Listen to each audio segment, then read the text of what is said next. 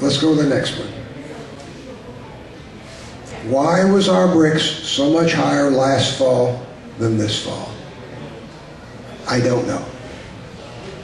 Could it be something to do with the drought that we had? Maybe. Last fall, we were very, very dry. We got no rain in September and October. That grass, it was hard to get moisture out of the grass. This year we got quite a bit of rain in September and October. We had about a 3-week dry spell after Isaac hit that I sure would have liked to have had a little bit more, but at least, you know, it was much more moisture this year than last year. The grass last year that we measured was mature. It was grass that we were saving for stockpile. Much of the grass that we measured this year is absolutely brand new. I mean, it has all come out of the ground in the last 60 days.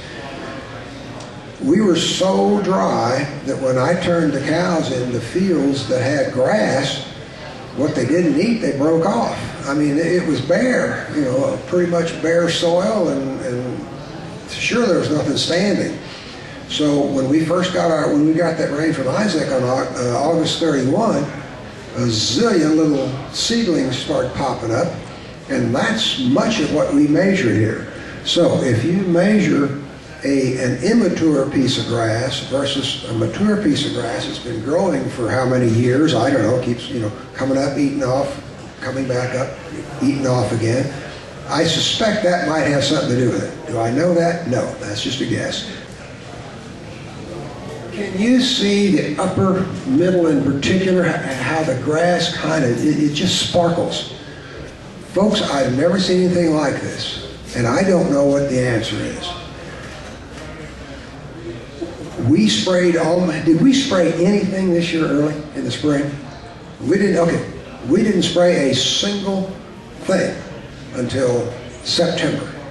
But after September, we got after it pretty hard. I have not used much liquid fish in the past, but I bought a tote of liquid fish. That's 275 gallons. I bought it from Schaefer Fisheries over in Illinois, and I'm not pushing those guys. If you order from Neptune's Harvest, which I've used in the past and is a good product, they don't have any. They ran out. Schaefer had it. They preserved it in phosphoric acid. We all need phosphorus. I don't know whether phosphoric acid is a good thing to put on your soil or not, but it's probably as good or better than sulfuric acid. Those are your two choices. But the one thing that they do offer, for 50 cents a gallon, they will put liquid kelp in there. So we sprayed liquid kelp and sea salt and molasses and, help me, Brandon, what did I missed something, I'm sure. But anyway, the grass absolutely looks phenomenal. Doesn't measure as well as last year's. I don't know why. We probably wouldn't have sprayed anything this fall had we not had an extremely bad drought. But, you know, spraying helps. And once again, I don't tell you that you ought to do it twice a year or every year or anything like that. I'm just telling you it'll help. If it makes sense economically, try it. But what it did for us, it got our grass up there to the point where when we ran our cattle into a paddock, they knocked a lot of it to the ground, and I think that gave us the ground cover we needed and also provided our microbes with the food that they needed. Talking about microbes, let's go to this. This is information from Texas A&M University. If you will look at the middle column, in an acre of, they describe it as fertile soil. In 1 acre of fertile soil, there are between 300 and 3,000 pounds of bacteria per acre. Actinomycetes, and I may mispronounce that because I don't even know what they are. 300 to 3,000. Fungi, 500 to 5,000 pounds.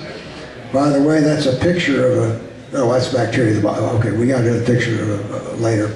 Protozoa, 50 to 200. Algae, 10 to 1,500. Total, 1,160 pounds to 12,700 pounds of microbes per acre. Now think about that. That's an enormous, you know, that's got to be more than, that's about like your cow herd. But anyway, there's a lot of life under that soil. It's hard for me to believe that Texas A&M is totally off base. However, having said that, most people will tell you that you've got between 1,000 and 3,000 pounds of microbes per acre. So whatever it is, there are a lot of them under there. They can do a lot of good. They loosen your soil. They store the nutrients in the soil.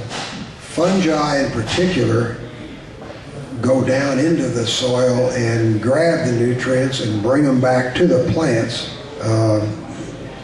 This is an amazing thing, and I simply don't have the ability nor the time to try to even come close to explaining that today.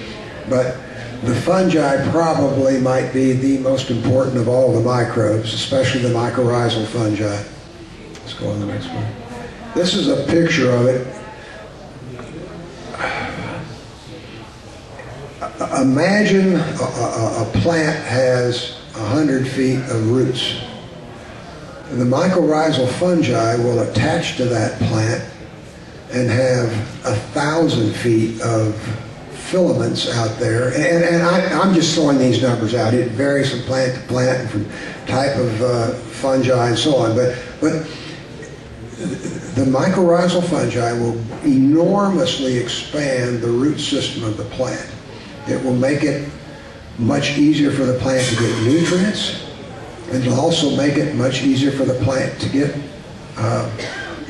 moisture.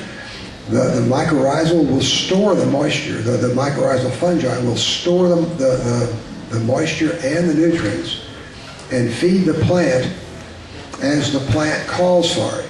What's really interesting is that fescue is a plant that works well with fungi. The fescue gives off a sugar that the fungi needs, and in return the fungi gives the fescue plant the nutrients and the moisture it needs. And I read something about that just within the last 30 days. A lady from South Dakota wrote a very interesting article in Acres USA. She said these two, the fescue plant, or just the plant, a plant and the fungi have a system of checks and balances. The plant will give sugar to the fungi only if the fungi is bringing back to the plant what it wants. And she went on to say that these two have a metering system where they meter what it is that they want, and it's very difficult for the one to cheat on the other. I just thought that was a wonderful way to explain that. Okay, what do we got next?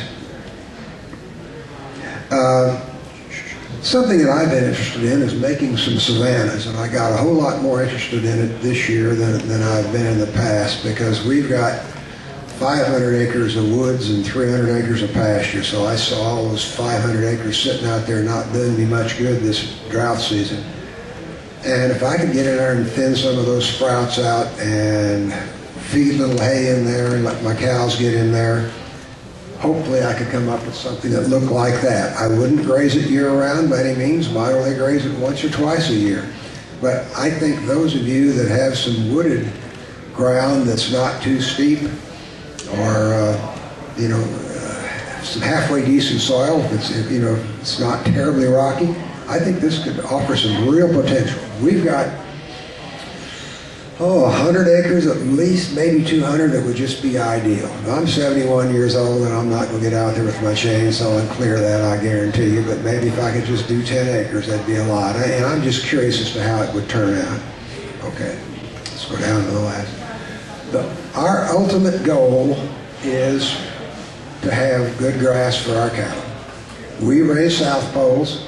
This is a picture of the cows, as you can see, with the poly wire. The next one is a young bull calf. This little guy, I'm convinced will weigh well over 50% of his mother's weight come the end of this month when we wean. And we've got maybe 6 like that. We've got some great big old cows that we're trying to reduce the size of, but we're slowly but surely getting there. What we're going to do now is go outside. If you want to take the bricks of grass, you need to do it between 3 and 4. And in the winter, you probably no later than 3. In the summertime, you probably might want to wait till 4 with daylight savings time. But anyway, we picked some of that really pretty grass, and we'll take it outside and show you how we squeeze it.